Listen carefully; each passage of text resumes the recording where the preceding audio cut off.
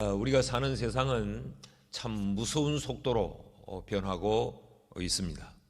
무엇이 변하고 어떻게 변하고 얼마나 변했는지 우리가 체감할 수 없을 정도의 빠른 속도로 세상이 변하고 있습니다.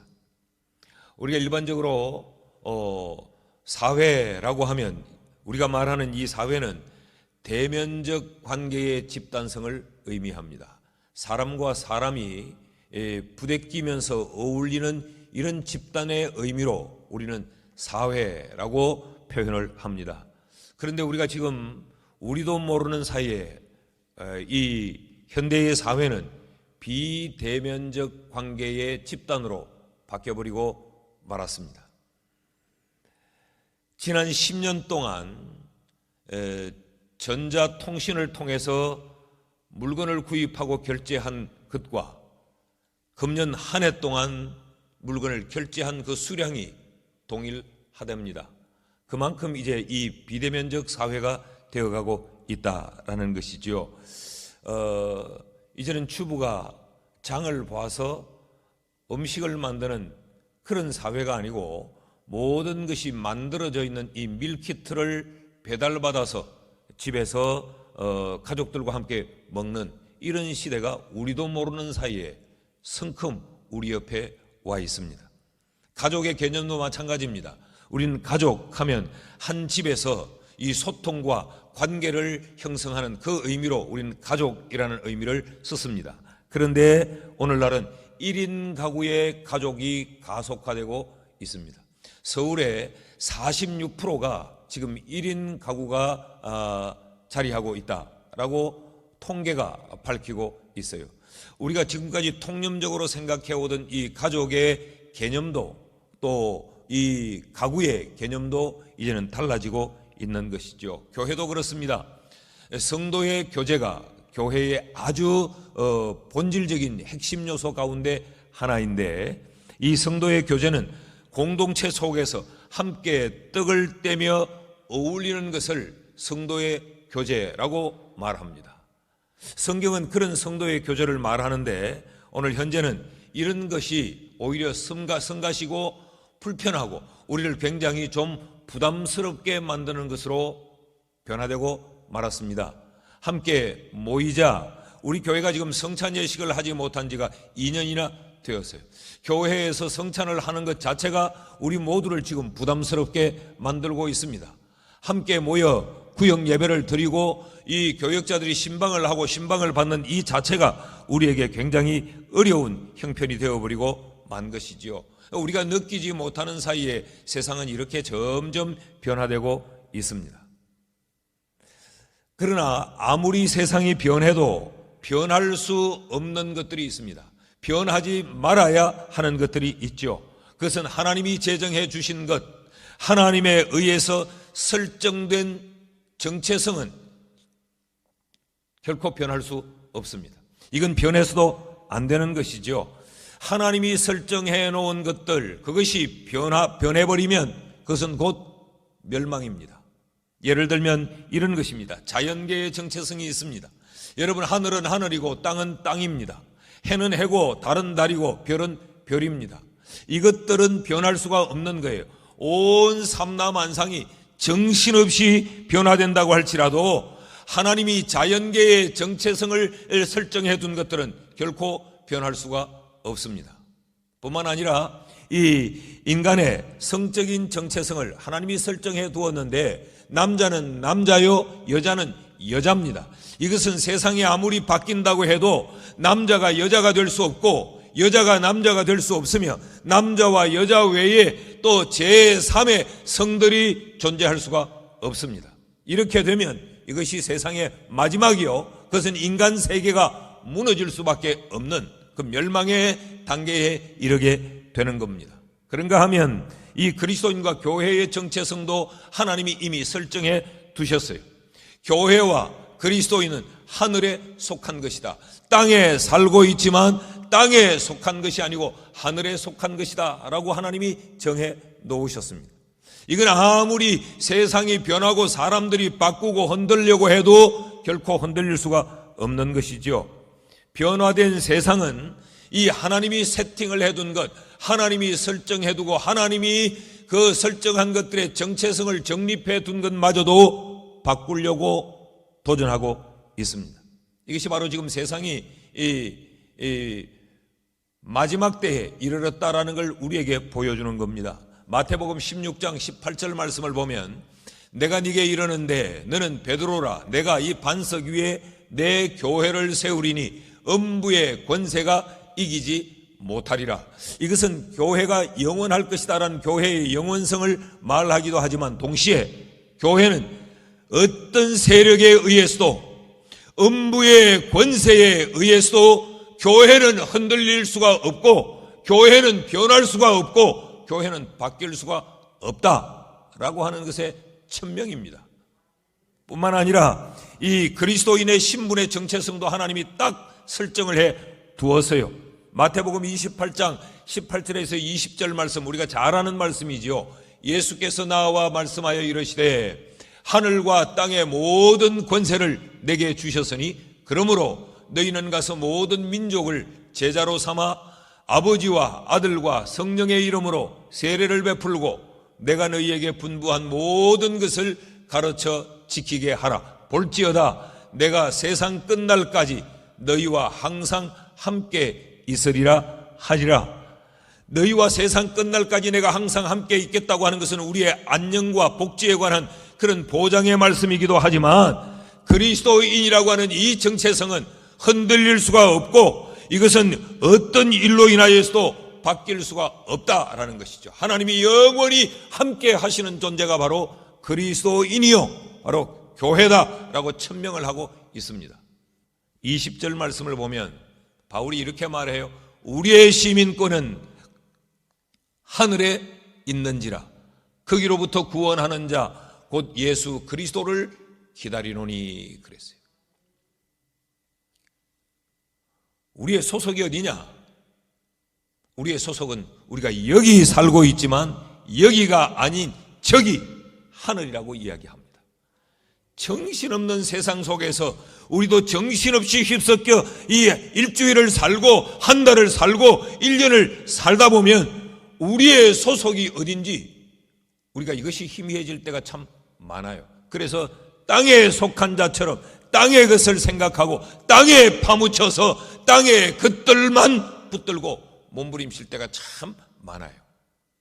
세상이 교회와 그리스도인을 흔들려고 하는 것은 자치하고라도 우리 스스로가 하나님이 우리를 하늘에 속한 하늘 시민이라고 칭해 주셨는데 우리가 이것을 잊어버리고 망각하며 하늘 시민이 아닌 것처럼 땅에 속한 자로만 우리의 삶을 살려고 하면 이것은 심각한 하나님에 대한 도전입니다. 세상이 하나님이 설정한 것을 바꾸려고 하는 것은 도전이요 그것은 죄악이라고 말하면 우리 스스로가 하나님이 우리를 위하여 설정해 둔 것을 우리가 망각하고 그것과 그릇된 삶을 살면 그것도 하나님을 향한 도전이요 심각한 죄악이라는 거죠. 그래서 바울은 오늘 우리에게 이 정신없는 세상 속에서 우리가 어떻게 살아야 되는가? 하늘 시민으로 살아야 한다라고 말하고 있습니다. 하늘 시민으로 산다는 말은 세상 속에서 그럼 우리의 삶을 어떻게 살아야 한다는 말인가?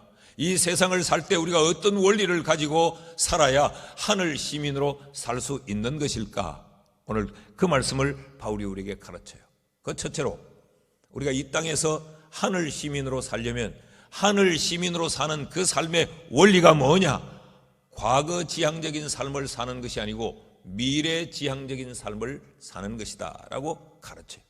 우리는 오늘 여기서 살면서 우리는 과거의 것을 붙들고 오늘을 사는 자가 아니고 우리는 내일의 것들을 바라보면서 오늘을 사는 자가 하늘 시민으로 사는 자다라고 바울이 가르치는 거죠. 이것은 삶의 태도를 이야기합니다. 우리가 세상을 살 때 어떤 태도를 가지고 살아야 되는가?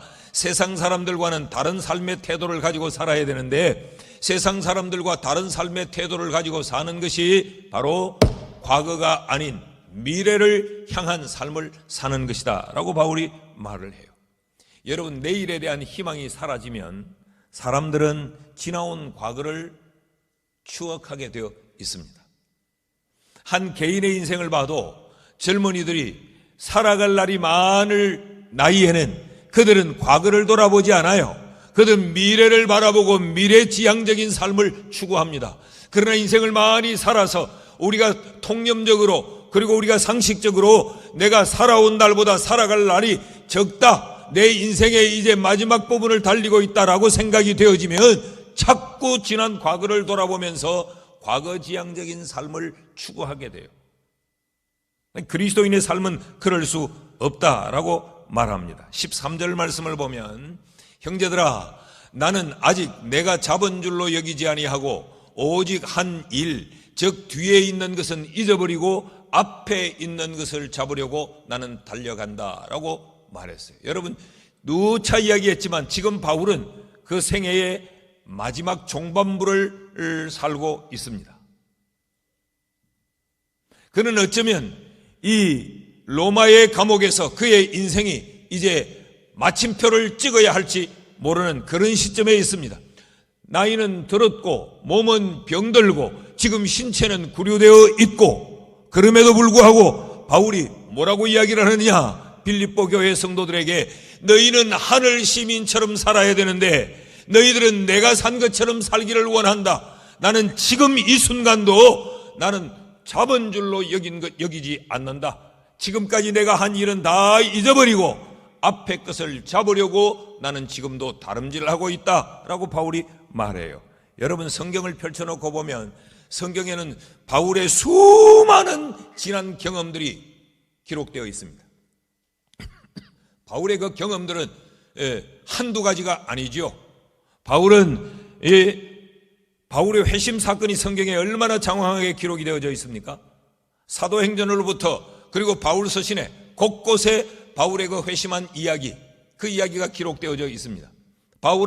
바울이 본 환상의 이야기들도 성경에 많이 기록이 되어져 있습니다. 그리고 바울은 셋째 하늘에 이끌려서 신비한 경험을 바울은 했습니다. 그럴 뿐만 아니라 바울은 이 지중해 대해를 그리고 유럽의 골목골목을 아시아의 모든 도시를 샅샅이 뒤지고 다니면서 복음 전한 바울의 사역의 이야기도 엄청난 지난 스토리가 됩니다. 그런데도 바울은 그러한 것들을 내가 잡은 걸로 여기지 않는다. 다시 말하면 나는 지금도 지난날의 경험이 내 삶의 기준과 근거가 되지 않는다. 나는 지난날의 것들을 의존해서 오늘을 살지 않는다. 나는 오직 앞에 있는 것을 바라보고 나는 달려간다라고 말하고 있어요. 바울이 할 말이 없어서 그랬을까요?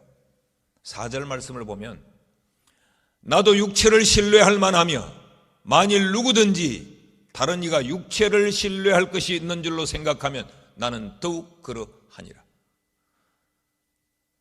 나도 내가 지난 삶에 내가 경험한 것들을, 내가 가진 것들을, 내가 깨달은 것들을, 나의 어떤 다른 사람보다 잘나고 특이한 것들을 말하려면 나는 그 누구보다도 많다.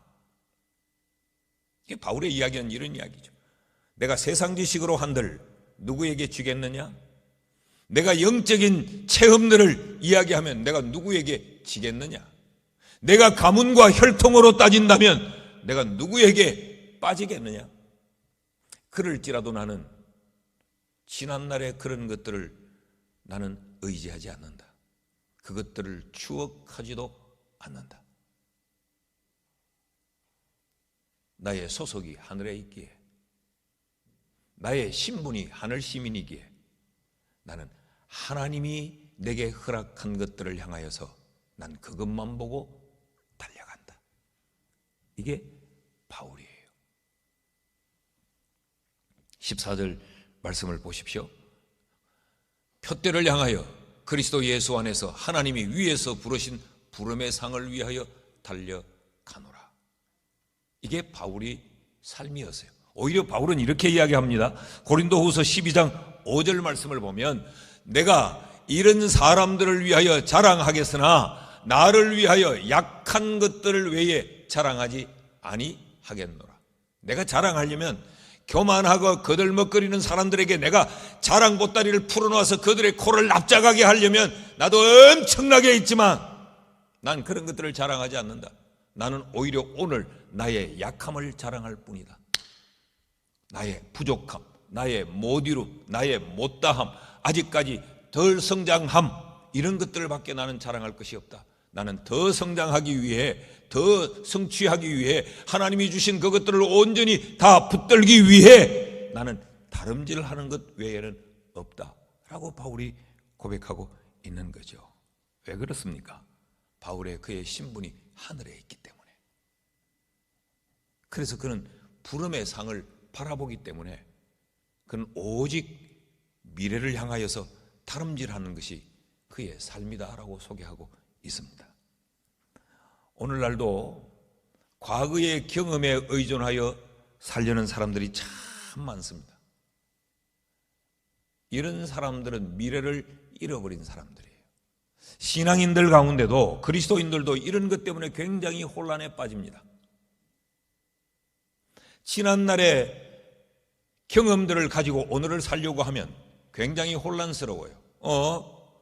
내가 그때 한참 기도 생활 많이 할 때, 그때는 내가 예언도 했고, 그때는 내가 환상도 받고, 그것들이 막 맞아 들어갔는데 지금은 내가 안 맞네. 이래서 이런 이 체험들이 오늘의 사이클에 맞지 않아요. 그럼 굉장한 혼란이 일어나게 되는 거예요. 아마 이런 영적 체험들을 하신 분들은 아마 충분히 공감할 거예요. 그래서 그때는 누구에게 내가 본 환상도 이야기해주고, 그러니까 기가 막히게 맞아떨어진다고 그 사람이 감탄도 하고 그랬어요. 그러니까 이게 하나님이 내게 주신 은사라고 내가 예언도 해주고 내가 그 삶을 풀어도 주고 이야기를 해줬어요. 그런데 오늘은 안 맞아요. 그럴 때 이 삶이 굉장한 신앙의 영적 혼란이 일어나는 거죠. 하나님이 우리에게 주시는 모든 은사는 유기적이에요. 그래서 우리는 끊임없이 과거의 것들을 붙들고 사는 것이 아니고 하나님이 주실 것들을 바라보고 미래를 향한 전진하는 삶을 살아야 합니다. 미래를 향하여 살지 않으면, 과거를 붙들고 살면, 과거에 갇혀 살면 우리 속에는 계속 원망과 불평과 갈등이 일어날 수밖에 없어요. 자, 이 미래를 향한 삶을 한번 보십시오. 수동적이지 않고 굉장히 적극적입니다. 바울의 삶이. 바울은 그저 무릎 꿇고 가만히 앉아서 묵상만 하는 그런 신앙의 삶을 살지 않았어요. 다시 말하면 바울은 수도사처럼 수도원 꼴방에 살지 않았어요. 그는 책상머리에 앉아서 이 사전만 뒤지지 않았어요. 바울의 삶은 미래를 향한 끊임없이 도전하는 삶을 살았습니다. 12절에서 14절 말씀을 보시면, 내가 이미 얻었다 함도 아니요 온전히 이루었다 함도 아니라 오직 내가 그리스도 예수께 잡힌 바 된 그것을 잡으려고 달려가노라. 형제들아, 나는 아직 내가 잡은 줄로 여기지 아니하고 오직 한 일, 즉 뒤에 있는 것은 잊어버리고 앞에 있는 것을 잡으려고 표대를 향하여 그리스도 예수 안에서 하나님이 위에서 부르신 부름의 상을 위하여 달려가노라. 여기 바울은 나는 잡으려고, 나는 붙잡으려고, 나는 잡힌 바 되려고, 나는 달려가고, 바울은 잡으려 했고 또 잡히려 했고, 바울은 달려갔고 또 달려갔다라고 지금 계속 설명을 합니다. 바울의 신앙의 삶은 오늘이라고 하는 것에, 아니 어제라고 하는 것에 안주하는 삶이 아니었어요. 그 엄청난 것들을 그가 받았음에도 불구하고 그는 계속해서 하나님이 그에게 허락하신 표대를 향해서 달리고 그 하나님께 온전히 붙잡힌 바 되는 그것을 향해 끊임없이 질주한 삶이 바울의 삶이었어요. 그리스도인의 삶은 바로 이러해야 된다는 겁니다. 그래서 바울은 빌립보 교회 성도들에게도 뭐라고 말했습니까? 앞부분에서 이미 2장에서 너희의 구원을 이루라. 그 말은 무슨 말이라 그랬어요? 신문적 그 구원으로 만족하지 말고 하나님이 너희에게 원하시는 수준에 이르기까지 너희는 달려라 라고 하는 의미죠. 이런 이야기입니다. 이제 예수 믿고 천당에 가게 되었으니까 그걸로 끝이라 라는 이야기가 아니고, 하나님이 너희에게 주셨던 그 신분에 걸맞는 삶을 위해 성장하고 또 성장해라 라는 거죠. 세상의 빛들로 너희를 나타내라 라고 바울이 말하지 않았습니까? 나 혼자 예수 믿었으니 됐다, 이제 오늘 밤 세상을 떠나도 천당 가서 눈을 뜰 수 있다, 그러니 됐다라는 게 아니고, 세상 가운데 빛들로 나를 나타내기 위해 부단히 뛰고 달리고 노력해야 되는 것을 바울은 빌립보 교회 성도들에게도 강조하고 있어요. 여기 굉장히 역설적인 진리가 포함되어 있습니다. 구원은 우리가 노력한다고 얻는 것이 아니에요. 하나님의 은혜로 우리에게 구원이 주어집니다. 그러나 하나님의 은혜로 구원받은 자는 끊임없이 그 구원받은 백성으로서 세상의 빛들로 나타내기 위해 끊임없이 노력하고 행동해야 하는 거예요. 이 하늘 시민으로 사는 그 삶은 어떤 삶이냐? 주님이 허락하시는 목표를 향해서 끊임없이 달리고 또 달리는, 싸우고 분투하는 이 삶이 그리스도인의 삶이어야 한다는 것입니다. 이럴 때 우리의 삶에는 원망과 불평과 갈등을 이기고 계속적으로 우리는 기쁨과 기대와 희망을 가지고 살 수 있다라고 바울이 가르치고 있습니다. 사랑하는 여러분, 우리가 신앙의 이 조로증 걸리지 않기를 축복합니다. 애널거리라는 말이 있잖아요. 애널거리. 구원은 완성이 아니고 시작입니다. 출애굽은 애굽에서 나온 것으로 끝이 아니고 가나안을 향한 새로운 시작이에요. 둘째로, 하늘 시민으로 사는 것은 어떻게 사는 것인가? 땅이 아닌 하늘을 바라보고 사는 삶입니다. 이것은 삶의 목표를 말하죠. 과거가 아닌 미래로라는 것은 삶을 살아가는 이 자세, 태도를 말한다면, 여기 땅이 아닌 하늘로라는 것은 삶의 목표를 말해요. 목표를 어디에 두느냐라는 거예요. 바울은 자신이 달려가는 그 다름질, 그 적극적인 그 열심의 목표가 그는 땅에 있지 않고 하늘에 있다고 말했어요. 하늘 시민은 모든 삶의 목표가 하늘에 있어야 합니다. 이 점이 참 중요합니다. 그래야 우리가 이 땅에서 향방 없는 다름질을 하지 않아요. 갈팡질팡 살지 않는다고. 그래야 우리가 십자가의 원수가 되지 않습니다. 하늘의 목표를 두지 않고 땅의 것을 목표로 삼으면 우리는 십자가의 원수로 살 수밖에 없어요. 뿐만 아니라 결국 그 하늘을 목표 삼지 않고 땅을 목표 삼고 삼으면 그 삶의 마지막이 멸망입니다. 왜냐하면 이 땅은 종국적으로 멸망될 곳이니까. 이것은 영원한 곳이 아니니까. 땅에 목표를 두고 땅에 소망을 두고 땅에 꿈을 가지고 살면, 땅의 생각으로 땅의 것을 바라보고 살면 그 마지막은 멸망일 수밖에 없어요. 그래서 바울이 이 점을 대단히 힘주어서 말합니다. 18절 19절 말씀을 같이 한번 읽으실까요? 시작. 내가 여러 번 너희에게 말하였거니와 이제도 눈물을 흘리며 말하노니 여러 사람들이 그리스도의 십자가의 원수로 행하느니라. 그들의 마침은 멸망이요 그들의 신은 배요 그 영광은 그들의 부끄러움에 있고 땅의 일을 생각하는 자라. 이 말을 뒤집어 놓으면 이런 이야기입니다. 땅에 목표를 두고 사는 사람, 땅의 것만을 생각하며 사는 사람은 결국 이렇게 된다라는 이야기죠. 어떻게 된다고요? 그 마지막이 멸망이다. 멸망. 뿐만 아니라 땅의 것에만 소망을 가지고 땅의 생각만 하고 땅의 것만 바라보고 살면 십자가의 원수로 살게 된다 그랬어요. 여러분, 삶의 방법이 달라져 버리기 때문에 그렇습니다. 땅의 것만 바라보면 수단과 방법을 가리지 않기 때문에, 땅의 것들만 생각하면 땅의 방법으로 땅의 것을 얻으려 하기 때문에 결과적으로는 십자가와 원수가 되는 삶을 살 수밖에 없다는 거죠.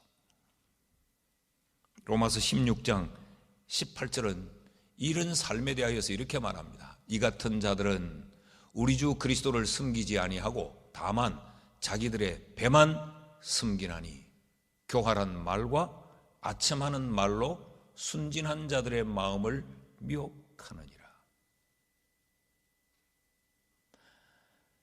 땅의 것만 생각하는 자는 그 신이 하나님이 아니고 자신의 욕망이라는 거죠. 그러니까 자기의 욕심의 성취를 위하니까 교활한 말을 해야 할 수밖에 없어요. 그는 악한 말, 아첨하는 말을 해야 될 수밖에 없어요. 자기의 이익 달성을 위해서는 얼마나 아첨하는지 몰라요. 당신의 충복이 되겠다고 하면서 그렇지요. 그래서 순진한 자들의 마음을 미혹하는 거예요. 그래야 땅의 것들을 얻고 땅의 것을 이룰 수 있으니까. 가끔 저도 옷을 사러 가보면 이 사람이 정말 나를 위해 하는 말 같지 않은데도 막 아첨하는 말들을 많이 들어요. 내가 딱 입어봤는데 별로 색깔도 안 맞는데 사장님 너무 잘 어울리세요. 사장님 연예인 같으세요.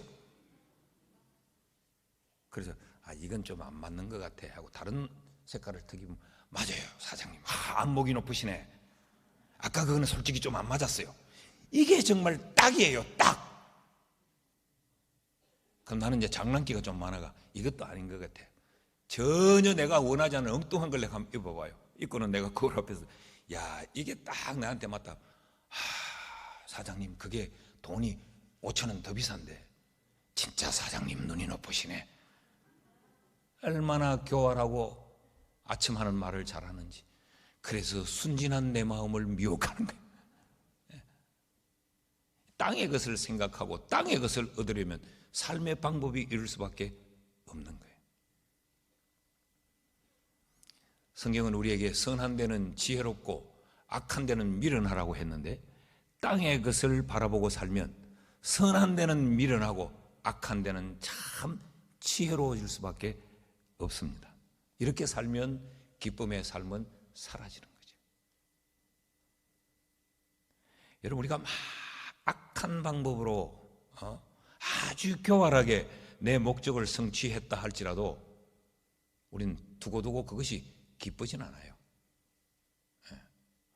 그것이 양심의 가책이 될 뿐이지. 그걸 막 합리화시키고 뭘 다른 것으로 포장을 입히고 안 그런 척하고 사람들에게 자기를 그렇게 미화시킨다 할지라도 그건 양심의 가책으로 남아서 참된 기쁨을 못 누리게 만듭니다. 그래서 하늘 시민은 하늘에 목표를 두고 살아야 한다라고 바울이 가르쳐요. 20절 말씀 보십시오. 그러나 우리의 시민권은 하늘에 있는지라 거기로부터 구원하는 자 곧 예수 그리스도를 기다리노니.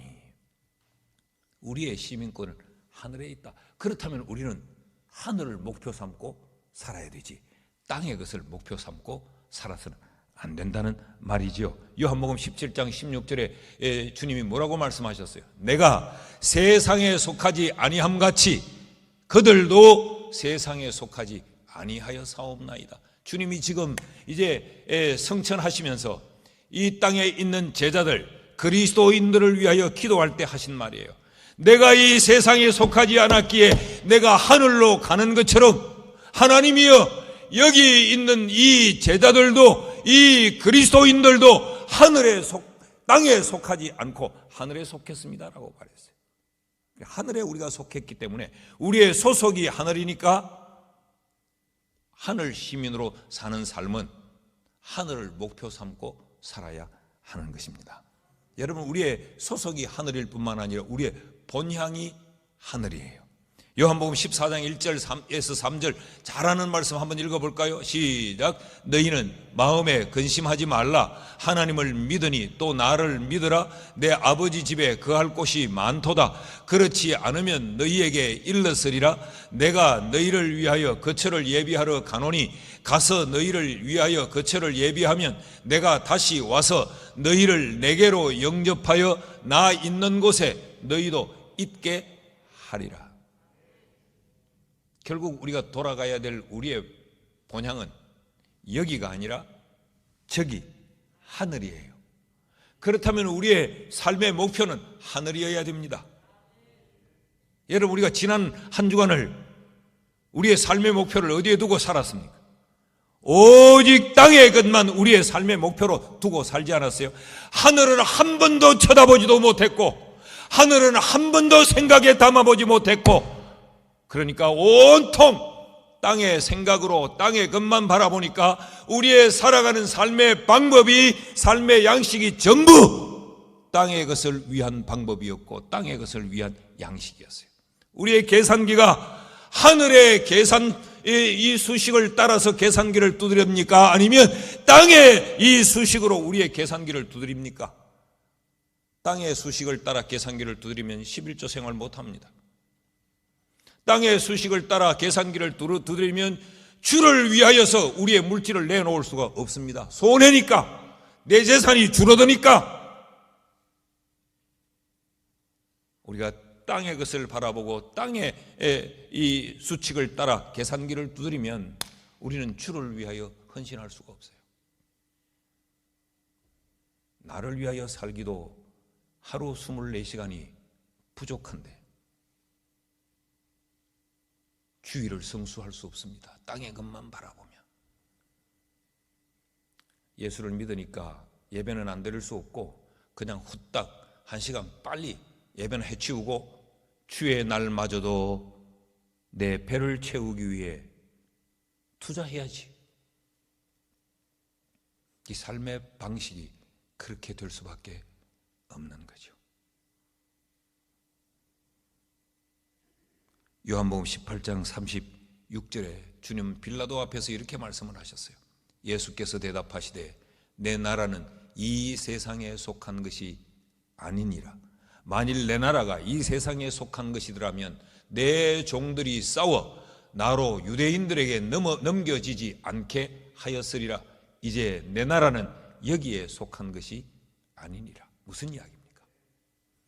내 나라는 여기가 아니고 저기다. 만일 내 나라가 여기라면 나도 여기서 너희들과 똑같은 방법으로 싸워서 내가 십자가에 달려 죽지 않지.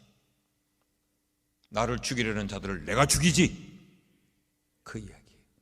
그러나 여기는 내 나라가 아니니까. 내 나라는 저기니까. 나는 투쟁하는 방법도 다르고 사는 방법도 다르다는 거죠. 사랑하는 여러분, 우리의 삶의 목표를 하늘에 둘 수 있기를 축복합니다. 땅에 두면 절망의 반복입니다. 그러나 하늘에 두면 낙심하지 않고 기쁨을 누릴 수 있습니다. 너희는 마음에 근심하지 말라. 내 아버지 집에 있을 곳이 많다. 이 말씀이 왜 나왔어요? 죽음이라고 하는 것 때문에 근심할 수밖에 없는 땅의 상황 때문에 나온 이야기예요. 나사로의 죽음 때문에 절망하고 낙심하고 무너진 그들을 향해서 땅의 것만 바라보면 낙심할 수밖에 없다. 절망할 수밖에 없다. 넘어질 수밖에 없다. 그러니까 너희는 땅의 것만 바라보니 주님이 왜 늦게 왔습니까? 주님은 왜 일찍 오지 않았습니까? 주님은 왜 우리 이 오라비를 죽도록 내버려 뒀습니까? 원망과 불평과 절망을 할 수밖에 없다. 땅의 것만 바라보면. 그런데 하늘의 것을 바라보면 이 슬픔과 절망을 이겨낼 수 있다. 그래서 주신 말씀이 요한복음 14장의 말씀이에요. 사랑하는 여러분, 하늘 시민으로, 하늘 시민답게 땅에 목표를 두지 않고 하늘에 목표를 두는 삶을 살 수 있기를 주의 이름으로 축복합니다. 가끔씩은요, 그냥 눈을 들어서 하늘을 한번 볼 필요가 있어요. 하늘 이렇게 한번 바라보십시오. 끝이 보이지 않는 광활한 하늘을 한번 바라보십시오. 마음이 참 넓어집니다. 넓어져요. 내 일하는 요 공사장, 내가 지금 계약 하나 따내야 될 저 고객, 거기만 바라보면 참 우리의 삶이 좁아 보입니다. 그걸 한번 좀 탁 놓아버리고 하늘을 쳐다보면 참 넓습니다. 생각이 넓어질 수가 있고 마음이 넓어질 수가 있어요. 지금 절망하고 낙심하는 것들을 이겨낼 수가 있습니다. 여러분, 땅이 아닌 하늘을 바라보며 사는 우리가 될 수 있기를 축복합니다. 셋째로, 하늘 시민으로 사는 사람, 어떻게 사는 삶을 말하는가? 욕망이 아닌 소망으로 사는 자가 하늘 시민으로 사는 자입니다.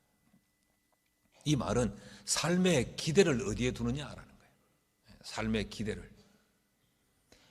내 삶이 추구하는 내 삶의 기대를 내 욕망에 두느냐, 아니면 하나님으로 인한 소망에 두느냐라는 거죠. 19절 말씀을 다시 보면요, 그들의 마침은 멸망이요 그들의 신은 배요 그 영광은 그들의 부끄러움에 있고 땅의 일을 생각하는 자라. 여기 그들의 신은 배다라고 하는 말은 그들은 욕망을 붙들고 산다, 욕심을 그들의 신처럼 여기고 산다, 그런 이야기예요. 여러분, 땅의 일을 생각하면 삶의 기대는 욕심의 성취밖에 없죠.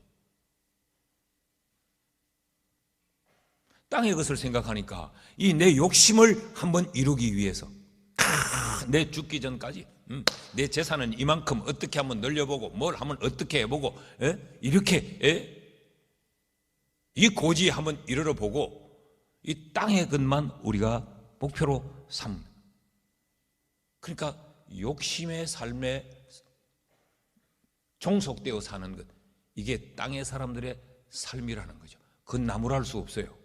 왜냐하면 그들의 소망이 없기 때문에, 그들은 이 땅이 전부이기 때문에 세상 사람들은 땅에 소망을 두고 자신들의 욕심 성취를 위해 살 수밖에 없어요. 근데 우리는 여기가 전부가 아니고 저기가 있기 때문에 우리는 욕심으로 우리의 삶을 살 수 없는 것입니다. 근데 놀랍게도 이 욕심의 성취는 영광이 아니라 그랬어요. 이 욕심을 성취한 것은 부끄러움의 성취라 그랬어요. 그 마지막이 부끄러워질 것이기 때문에 그렇다라는 이야기지요. 그러니까 그 마침은 승리가 아니고 멸망일 수밖에 없다라고 바울이 말하고 있습니다. 그래서 바울이 이 사실을 깨닫고 나니까 바울은 자기의 욕망을 버렸어요. 이걸 깨닫고 나니까. 그래서 그는 오직 그리스도만을 얻으려고 몸부림을 쳤죠. 20절 말씀을 보면, 그러나 우리의 시민권은 하늘에 있는지라 거기로부터 구원하는 자 곧 주 예수 그리스도를 기다리노니.